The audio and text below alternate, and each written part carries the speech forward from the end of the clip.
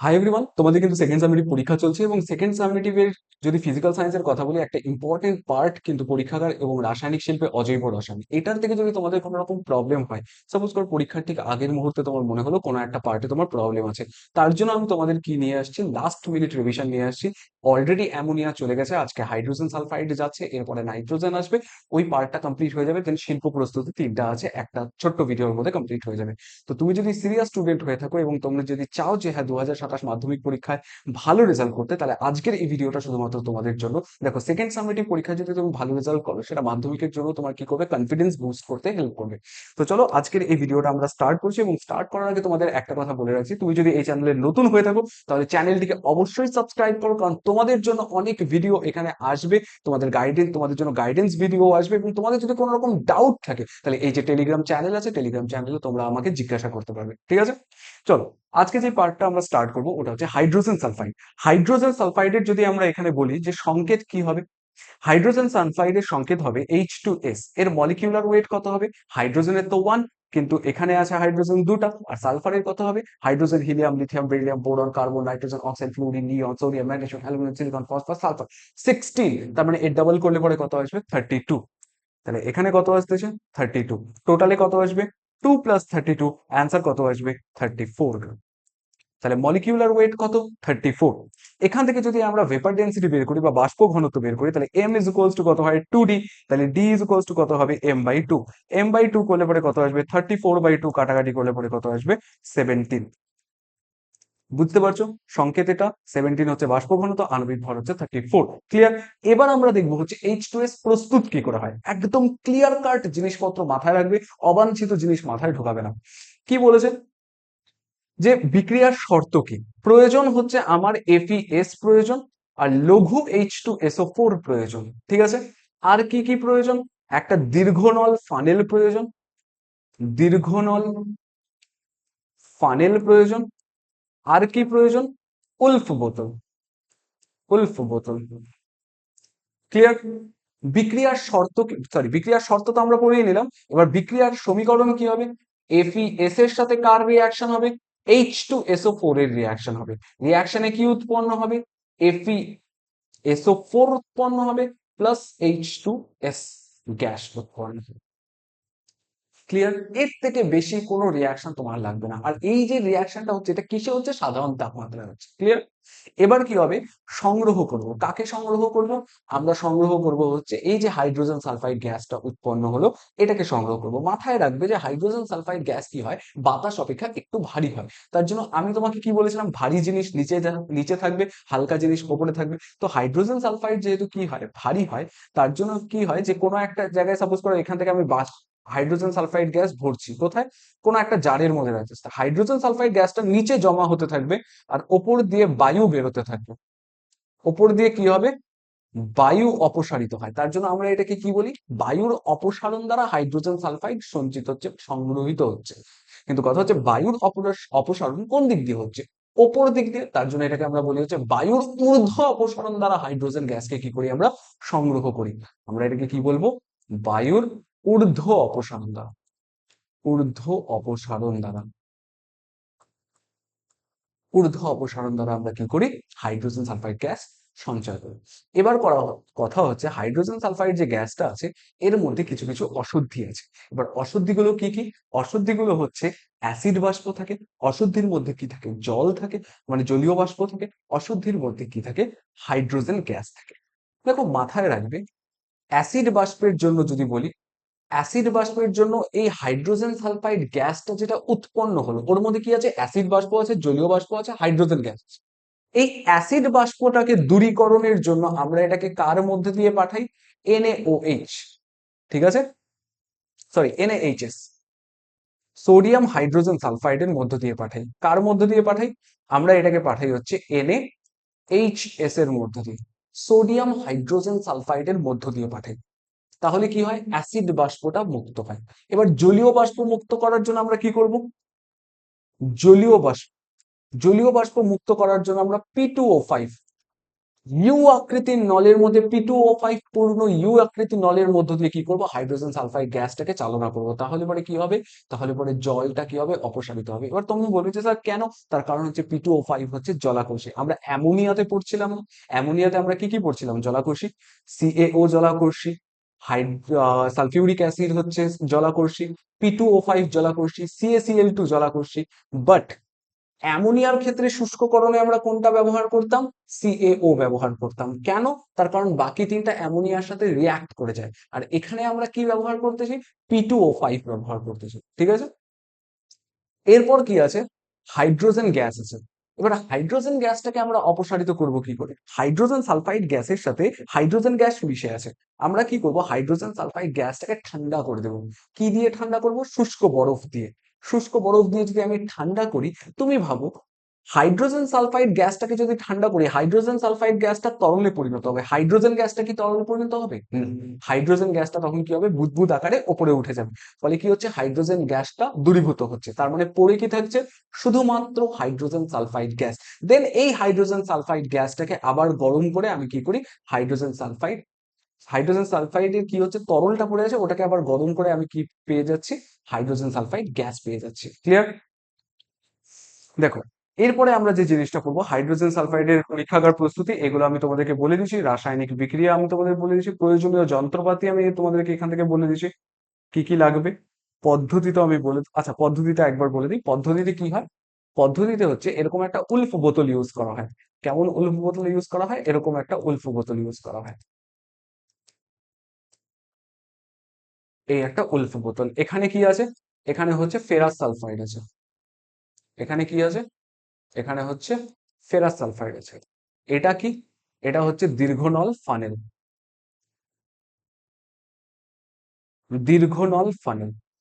এখানে কি আছে, কর্কের ছিপি লাগানো। এই ফানেল দিয়ে কি ঢালা হচ্ছে, H2SO4। কেমন, লঘু H2SO4। ফলে এখানে কি হচ্ছে, এটা হচ্ছে FeS। দেখতে পাচ্ছ তোমরা সবাই, একবার একটুখানি দেখে নিই। হ্যাঁ, এখানে কি আছে, FeS। তাহলে আমি তোমাদেরকে কি বলে রাখলাম, যে FeS এর সাথে H2SO4 যদি রিঅ্যাক্ট করে কি উৎপন্ন করবে, FeSO4 উৎপন্ন করবে প্লাস H2S গ্যাস উৎপন্ন করবে। তাহলে এখানে কি হচ্ছে, এখানে যদি এটা H2SO4 থাকে, তাহলে এখানে কি হবে, H2S গ্যাস উৎপন্ন হবে, H2S গ্যাস উৎপন্ন হবে।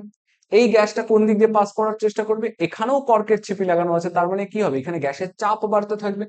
কিন্তু আমি যদি এখানে একটা নল লাগিয়ে দিই, দেন এটাকে কোথায় পাঠাই, সাইডে এরকম করে আরেকটা গ্যাস জারের মধ্যে পাঠাচ্ছি।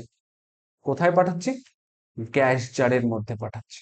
এই যে গ্যাস জার, তাহলে এখান দিয়ে কি আসছে, হাইড্রোজেন সালফাইড গ্যাসটা এখানে জমা হতে থাকবে, আর এখানে কি হবে, বায়ু ওপর দিক দিয়ে বেরিয়ে যাবে। তাহলে এটাকে আমরা কি বলবো, বায়ুর ঊর্ধ্ব অপসারণ, ঊর্ধ্ব অপসারণ। এটাকে আমরা কি বলবো, বায়ুর ঊর্ধ্ব অপসারণ দ্বারা হাইড্রোজেন সালফাইড গ্যাসকে কি করছি, আমরা সংগ্রহ করছি। এবার আমরা কি বললাম, হাইড্রোজেন সালফাইড গ্যাসের মধ্যে কি কি আছে, একটা অ্যাসিড বাষ্প আছে, জলীয় বাষ্প আছে, হাইড্রোজেন গ্যাস আছে। অ্যাসিড বাষ্পকে দূরীকরণের জন্য আমরা কি করব, আমরা সোডিয়াম হাইড্রোজেন সালফাইডের মধ্য দিয়ে চালনা করব। জলীয় বাষ্প দূরীকরণের জন্য আমরা কি করব, P2O5 পূর্ণ ইউ আকৃতি নলের মধ্য দিয়ে চালনা করব।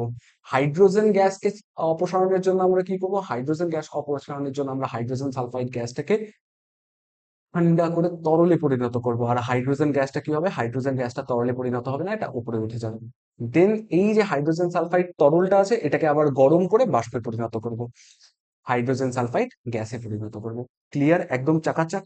এরপর আমরা যে জিনিসটা পড়বো, এখানে সংগ্রহের কথাই বলা আছে। এখানে আমি বিশুদ্ধকরণের পদ্ধতি বলে দিচ্ছি। এখানে দেখো কি কি লেখা আছে, হাইড্রোজেন গ্যাস আছে, H2SO4 আছে, জলীয় বাষ্প আছে, অ্যাসিড বাষ্প, জলীয় বাষ্প, হাইড্রোজেন গ্যাস। কি করে দূরীকরণ করব আমি লিখে রাখছি, যদি তোমরা ভুলে যাও তাহলে একবার দেখে নিও। এরপরে আমরা যেটা পড়বো ওটা হচ্ছে H2S প্রস্তুতিতে কিপ যন্ত্র কি করে ইউজ করা হয়। পরীক্ষায় কোশ্চেন আসে, কিপ যন্ত্র দিয়ে হাইড্রোজেন সালফাইড গ্যাস প্রস্তুতি সংক্ষেপে ব্যাখ্যা করো। দেখো, এখানে যে যে কিপ যন্ত্রটা আছে, এটাকে আমরা কিপ যন্ত্র বলি। কিপ যন্ত্রের তিনটা পার্ট হয়।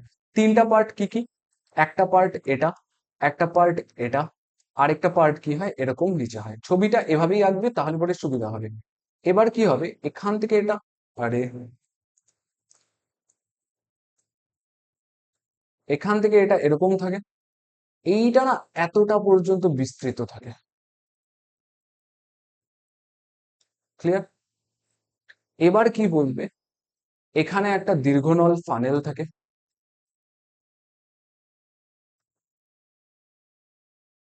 এরকম থাকে, এখানে কর্কের চিপুর মতন লাগানো থাকে, এখানে ফানেল থাকে, ঠিক আছে? এটার সাথে এটার কানেকশন আছে। ফার্স্ট যে গোলকটা আছে, ফার্স্ট গোলকটার সাথে থার্ড যে অর্ধ গোলকটা আছে এর কানেকশন আছে এইটার থ্রু। আর সেকেন্ড, থার্ডের সাথে সেকেন্ডের কি আছে, কানেকশন আছে। সেকেন্ডের সাথে থার্ডের কি আছে, কানেকশন আছে। এবার একটা জিনিস ভালো মতন বোঝো, এখানে কাকে রাখছি, এখানে রাখছি হচ্ছে এফইএস। এখানে কি আছে, একটা কল আছে, এখানে একটা কলের মতন আছে। আমি ওপর দিয়ে কি ঢালছি, ওপর দিয়ে ঢালছি হচ্ছে H2SO4। কেমন, লঘু H2SO4। লঘু H2SO4টা কোন দিক দিয়ে আসবে, লঘু H2SO4টা এই দিক দিয়ে আসবে, এই নিচে গিয়ে একদম 3 নাম্বারটাতে চলে আসবে। সেকেন্ডেরটাতে আসবে না, কিন্তু একবারে 3 নাম্বারটাতে চলে আসবে। ফার্স্ট এরটার থেকে নল দিয়ে 3 নাম্বারটাতে আসবে। 3 নাম্বারটাতে অ্যাসিডটা জমা হতে থাকবে, জমা হতে হতে হতে হতে যেই এফপিএস এর সঙ্গে কানেকশনে আসবে, আমি কি বললাম সেকেন্ড আর থার্ড এর মধ্যে কি আছে, কানেকশন আছে। তার মানে এখানে অ্যাসিডটা যেই কি করবে, এফইএস এর সাথে সংস্পর্শে আসবে, এখানে কি উৎপন্ন করতে থাকবে আমি তোমাদেরকে বলে দিচ্ছি। এফইএস প্লাস H2SO4 এর সাথে রিয়াক্ট করলে পরে কি উৎপন্ন হবে, FeSO4 প্লাস H2S উৎপন্ন হবে। তাহলে এখানে কি হবে, হাইড্রোজেন সালফাইড গ্যাস উৎপন্ন থাকবে, যেটা কি হবে, এখানে পার্শিয়াল প্রেসার বা গ্যাসের চাপ বৃদ্ধি করবে। কি করবে, গ্যাসের চাপ বৃদ্ধি করবে, চাপ কি করবে, বৃদ্ধি করবে। এবার চাপ যখন বৃদ্ধি হচ্ছে তখন কি হবে, আস্তে আস্তে এখানে অ্যাসিডটা নিচে নামতে থাকবে, কারণ গ্যাস চাপ দিচ্ছে না অ্যাসিডের উপরে। আর তোমার যদি এখন হাইড্রোজেন সালফাইড গ্যাস প্রয়োজন হয়, তুমি এই কলটাকে খুলে নেবে, এদিক থেকে হাইড্রোজেন সালফাইড গ্যাসটা বেরিয়ে যাবে। যেই হাইড্রোজেন সালফাইড গ্যাস বেরিয়ে গেল, গ্যাসের চাপ কি হয়ে গেল, কমে গেল। তখন আবার কি হয়ে যাবে, অ্যাসিডটা ওপরের দিকে উঠতে থাকবে, কারণ কি হয়েছে, ওপরে গ্যাসের চাপ যেটা দিচ্ছিল ওটা কমে গেছে, কারণ ওই গ্যাসটা তুমি নিয়ে নিছো। এটা হচ্ছে টোটালটা কিপ যন্ত্রের গঠন কাঠামো, কিপ যন্ত্র দিয়ে কি করে H2S প্রস্তুত করা হয়। এটা একদম ইজি জিনিস, নিজের মতন করে লিখবে, নিজের ভাষায় লিখবে, জাস্ট পয়েন্ট গুলো ঠিকঠাক লিখবে, ঠিক আছে? বইয়ে একবার রিডিং দিয়ে নিও, জিনিসটা একদম ক্লিয়ার হয়ে যাবে। যদি তোমার এই জিনিসটা ক্লিয়ার হয়ে যায়, তাহলে তুমি একবারে লিখে দিয়ে আসতে পারবে, চোখ বন্ধ করে লিখে দিয়ে আসতে পারবে, জাস্ট পয়েন্ট গুলো মাথায় রেখো যে কি কি লিখতে হবে, ঠিক আছে? নেক্সট আমরা যে জিনিসটাতে আসবো, ওটা হচ্ছে হাইড্রোজেন সালফাইডের ধর্ম। হাইড্রোজেন সালফাইডের ধর্মের মধ্যে দুটা হয়, একটা হচ্ছে ভৌত ধর্ম, একটা হচ্ছে রাসায়নিক ধর্ম। তাহলে ফার্স্টে আমরা কার কথা বলবো, ফার্স্টে আমরা ভৌত ধর্মের কথা বলবো, তারপরে আমরা রাসায়নিক ধর্মে আসবো। তাহলে ভৌত ধর্মে যদি আমরা বলি, ফার্স্টে কি আছে, যে এটি কি হয়, সাধারণ অবস্থায় বিষাক্ত হয়। 5 ppm এর বেশি মাত্রায় যদি থাকে, তাহলে ওটা কি হয়ে যায়, মানুষ সংজ্ঞাহীন হয়ে যাওয়ার চান্সেস থাকে। এবার কথা হচ্ছে 5 ppm মানে কি, 5 ppm মানে হচ্ছে parts per million, parts per million, ঠিক আছে? বর্ণহীন হয়, গন্ধ পচা ডিমের গন্ধযুক্ত হয়। চাপের প্রভাবে কি হয়, উচ্চ চাপ প্রয়োগ করলে শীতল করে সহজে বর্ণহীন তরলে পরিণত করা যায়। একটু আগে আমি যেটা বললাম, যে হাইড্রোজেন গ্যাস দূরীকরণের জন্য আমরা কি করলাম, কার্বন ডাই অক্সাইড, শুষ্ক কার্বন ডাই অক্সাইড দিয়ে বা শুষ্ক বরফ দিয়ে আমরা কি করলাম, ওটাকে ঠান্ডা করলাম। ঠান্ডা করলে কি হবে, হাইড্রোজেন সালফাইড গ্যাসটা তরলে পরিণত হয়ে যাবে, হাইড্রোজেন গ্যাসটা উবে যাবে। তাহলে এই যে হাইড্রোজেন সালফাইডের যে তরলটা আছে, এটাকে আবার পরে আমি কি করব, গরম করে নিয়ে ওটা দিয়ে হাইড্রোজেন সালফাইড গ্যাস প্রস্তুত করে নেব। তাহলে এখানে ঘনত্ব কি বলছে, ঘনত্ব বাতাস অপেক্ষা ভারী হয়, তার জন্য আমরা কি করি, বায়ুর ঊর্ধ্ব অপসারণ দ্বারা ওটাকে সঞ্চিত করি, সঞ্চয় করি। এই যে এখান দিয়ে কি হচ্ছিল, হাইড্রোজেন সালফাইড গ্যাস বেরোচ্ছে, এটাকে কোনো একটা জারের মধ্যে কি হবে, নিচের দিকে হাইড্রোজেন সালফাইড গ্যাস জমা হতে থাকবে, ওপর দিক দিয়ে কি হবে, বায়ু অপসারিত হবে, তার মানে বায়ুর ঊর্ধ্ব অপসারণ দ্বারা সংগ্রহ করা হয়। ক্লিয়ার? এরপর কি আছে, দ্রাব্যতা। দ্রাব্যতার মধ্যে ইন্টারেস্টিং একটা জিনিস আছে, যে গরম জলে অদ্রাব্য বা ঠান্ডা জলে কি হয়ে যাচ্ছে, দ্রাব্য। ক্লিয়ার? এটাতে কমপ্লিট হলো হচ্ছে আমাদের ভৌত ধর্ম। এবার আসবো হচ্ছে রাসায়নিক ধর্ম। রাসায়নিক ধর্ম পড়ে নাও, এর থেকে বেশি আর কিচ্ছু নেই। দেখো, দাহ্যতা। দাহ্যতা মানে কি, অক্সিজেনের সাথে বিক্রিয়া। এবার তোমাকে যদি একটা জিনিস আমি ভালো মতন বুঝি, বলি যে এখানে কম অক্সিজেন আছে, আরেকবার রিয়াকশনটা কি হচ্ছে, যখন বেশি অক্সিজেন আছে।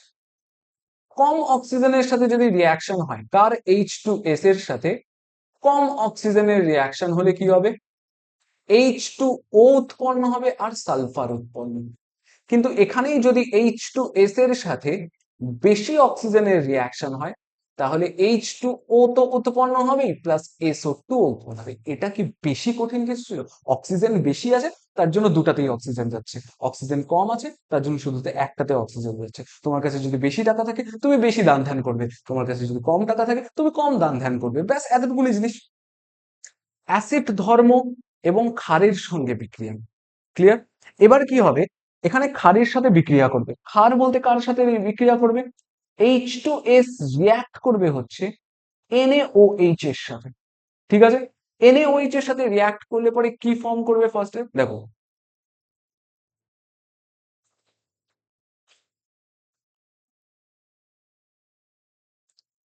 NaHS ফর্ম করবে প্লাস কি ফর্ম করবে, জল ফর্ম করবে H2O। স্যার তোমরা বলবে যে স্যার এতটা কনফার্ম কি করে হলে? আমরা কি জানি, আমরা জানি অ্যাসিড আর ক্ষারের বিক্রিয়ায় কি হয়, অ্যাসিড আর ক্ষারের বিক্রিয়ায় লবণ আর জল উৎপন্ন হয়।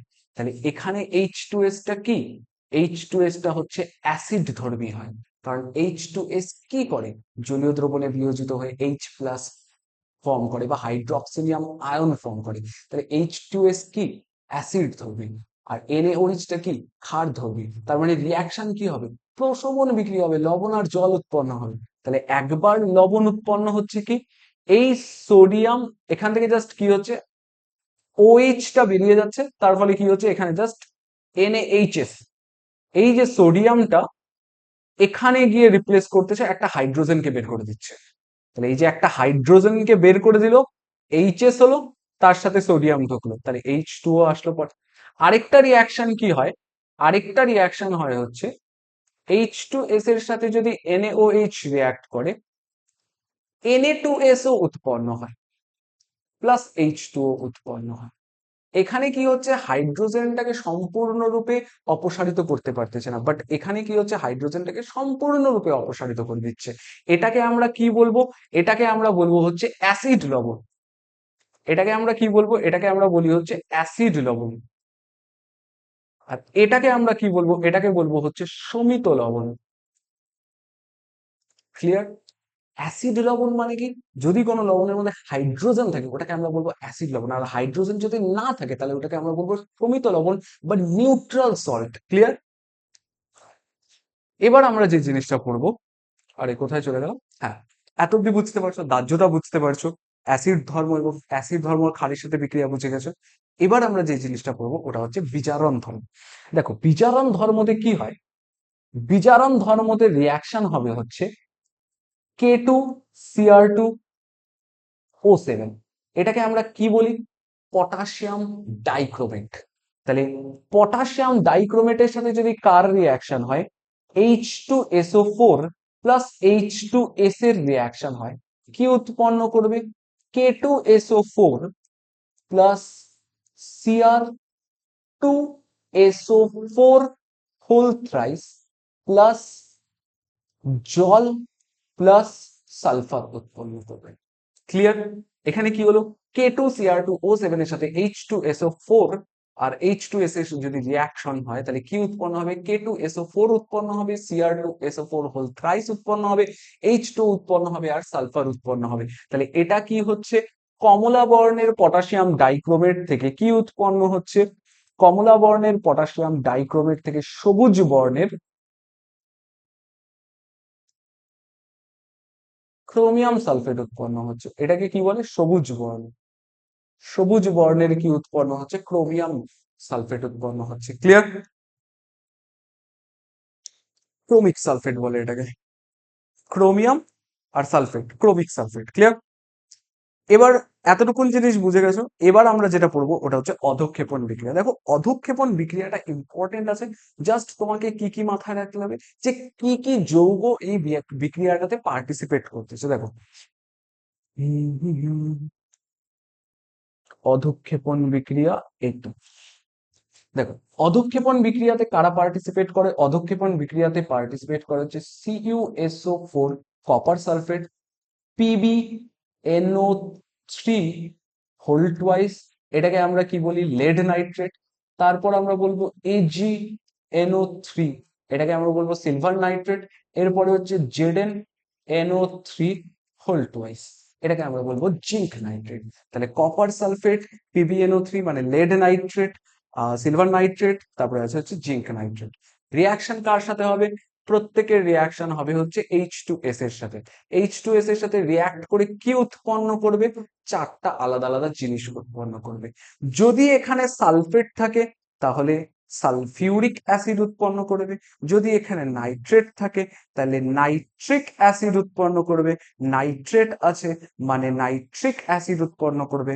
নাইট্রেট আছে তার মানে নাইট্রিক অ্যাসিড উৎপন্ন করবে। শুধু কি এগুলো উৎপন্ন করবে? তাহলে ধাতুর পার্টগুলো কি হবে? ধাতুর পার্টগুলো সালফারের সাথে যুক্ত হবে। ধাতুর পার্টগুলো কি ফর্ম করবে? এখানে ফর্ম করবে হচ্ছে CuS। আচ্ছা, তোমরা দেখতে পাচ্ছিলে সবাই? আচ্ছা, হ্যাঁ দেখতে পাচ্ছ। আমি একটুখানি সাইডে সরে যাচ্ছি, দেখো এখানে কি উৎপন্ন করবে? PbS ফর্ম করবে। এখানে কি ফর্ম করবে? Ag2S। Ag2S আরেকটা কি ফর্ম করবে? ZnS। প্রত্যেকের বর্ণ কি হয়? প্রত্যেকের বর্ণ হয় হচ্ছে কালো। আর এটা কি হয়? সাদা। এটাই হচ্ছে অধঃক্ষেপণ বিক্রিয়া। এগুলো কি হয়? অধঃক্ষিপ্ত হয়। এগুলো কি হয়? অধঃক্ষিপ্ত হয়। এতটুকুন জিনিস বুঝতে পারছো? একদম সোজাভাবে মাথায় রাখো। কি মাথায় রাখবে? যতটুকুন আমি বলছি, যে এখানে copper sulphate, lead nitrate, silver nitrate, zinc nitrate এর সাথে কি হচ্ছে? H2S এর রিয়াকশন হচ্ছে। সালফেট যদি থাকে সালফিউরিক অ্যাসিড, নাইট্রেট যদি থাকে নাইট্রিক অ্যাসিড, নাইট্রেট যদি থাকে নাইট্রিক অ্যাসিড, নাইট্রেট যদি থাকে নাইট্রিক অ্যাসিড। এবার কি হবে? ধাতব পার্ট গুলো সালফারের সাথে যুক্ত হবে। CuS, PbS, Ag2S, ZnS। প্রথম তিনটা কি হয়? কালো হয়। লাস্টেরটা কি হয়? সাদা হয়। ক্লিয়ার? ইম্পর্টেন্ট একটা রিয়াকশন আমি তোমাদেরকে করিয়ে দিলাম। ঠিক আছে? এরপরে যেটা আছে সোডিয়াম নাইট্রোক্লোরাইডের সাথে বিক্রিয়া। সোডিয়াম নাইট্রোক্লোরাইডের সাথে রিয়াকশনে কি হয়? হাইড্রোজেন সালফাইড গ্যাস মানে H2S গ্যাসকে যদি আমি সোডিয়াম নাইট্রোক্লোরাইড দ্রবণের মধ্য দিয়ে চালনা করি, তাহলে বেগুনি বর্ণের কি হয়? একটা জটিল যৌগ উৎপন্ন হয়। যে জটিল যৌগটা কি? Na4FeCN5NOS। ঠিক আছে? এই জটিল যৌগটা উৎপন্ন হয়। তোমরা যদি সংকেতটা মাথায় রাখতে পারো তাহলে ভালো কথা, যদি না মাথায় রাখতে পারো তাহলে প্রেসার দেওয়ার দরকার নেই। তুমি জাস্ট এতটুকুনি জিনিস মাথায় রাখো যে হ্যাঁ, হাইড্রোজেন সালফাইড না এই সোডিয়াম নাইট্রোক্লোরাইডের সাথে বিক্রিয়া করে কি করে? কি উৎপন্ন করে? বেগুনি বর্ণের একটা জটিল যৌগ উৎপন্ন করে। ক্লিয়ার? ব্যাস, এবার তো আমরা সোজা একটা জিনিসে চলে আসছি। এখানে কি আসে? H2S এর ব্যবহার প্রস্তুতি এবং ব্যবহারের সতর্কতা। এটা তোমরা পড়ে নেবে, একদম ইজি জিনিস আছে, তোমাদের আগে আমি প্রোভাইড করে দিয়েছি। এরপর লাস্ট যেটা আছে, রূপার দ্রব্য এবং তৈলচিত্রে সাদা রং দীর্ঘদিন রাখার পর কালো হয়ে যায় কেন? এবার তুমি একটা জিনিস ভালো মতন বোঝো যে এখানে কার সাথে রূপার দ্রব্য, তার মানে কি আছে? এজি আছে, আর্জেন্টাম মানে সিলভার। তাহলে সিলভারের সাথে যদি রিয়াক্ট করে, কে রিয়াক্ট করে? H2S রিয়াক্ট করে, কি ফর্ম করবে? Ag2S ফর্ম করবে। আর কি ফর্ম করবে? হাইড্রোজেন গ্যাস ফর্ম করবে। আমরা পড়ছি না H2S এর কালার কি হয়? কালো হয়। কোথায় পড়ে আসছে?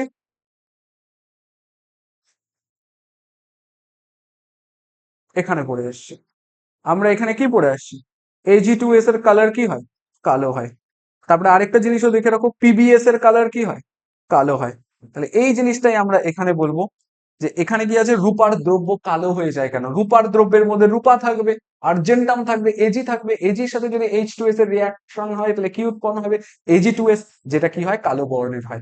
আর এখানে যদি বলি তৈলচিত্র, তৈলচিত্রের মধ্যে কি থাকে? লেড থাকে। তৈলচিত্রের মধ্যে কি থাকে? লেড থাকে। ঠিক আছে? সীসা থাকে। তাহলে সীসা যদি কার সাথে রিয়াক্ট করে? H2S এর সাথে রিয়াক্ট করে, তাহলে কি ফর্ম করবে? PbS ফর্ম করবে প্লাস হাইড্রোজেন গ্যাস ফর্ম করবে। এটারও বর্ণ কি হয়? কালো হয়। তার জন্য কালো হয়ে যাচ্ছে। এতটুকু জিনিস ক্লিয়ার? এটাতেই আমাদের হাইড্রোজেন সালফাইড টোটাল পার্টটা কমপ্লিট হয়ে যাবে। আজকের এই পার্টটা এতটুকুনি ছিল। 23 মিনিটে, 20 মিনিটে কমপ্লিট করবো বলেছিলাম, 23 মিনিটে কমপ্লিট হয়েছে। ঠিক আছে?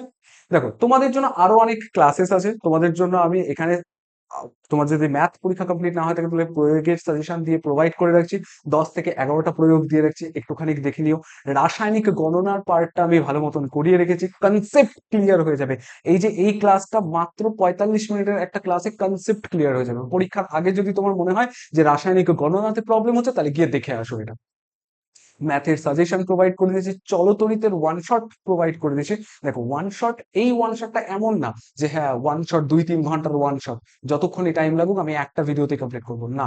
এটা হচ্ছে পরীক্ষার ঠিক আগের মুহূর্তে যদি তোমার মনে হয় যে হ্যাঁ তোমাকে চলতরিটা টোটালটা রিভিশন করতে হবে, তার জন্য ওয়ান শট 1 ঘন্টায় কমপ্লিট করেছি। এটা তো চলতরিতের অঙ্ক, এটা হচ্ছে চলতরিতের ওয়ান শট। আর এটা হচ্ছে ফিজিক্যাল সায়েন্সের সাজেশন, যেটা আমি হ্যান্ড রিটেন প্রোভাইড করে রাখছি কোথায়, ওই টেলিগ্রাম গ্রুপে। তোমরা যাও গিয়ে দেখে আসো, ঠিক আছে?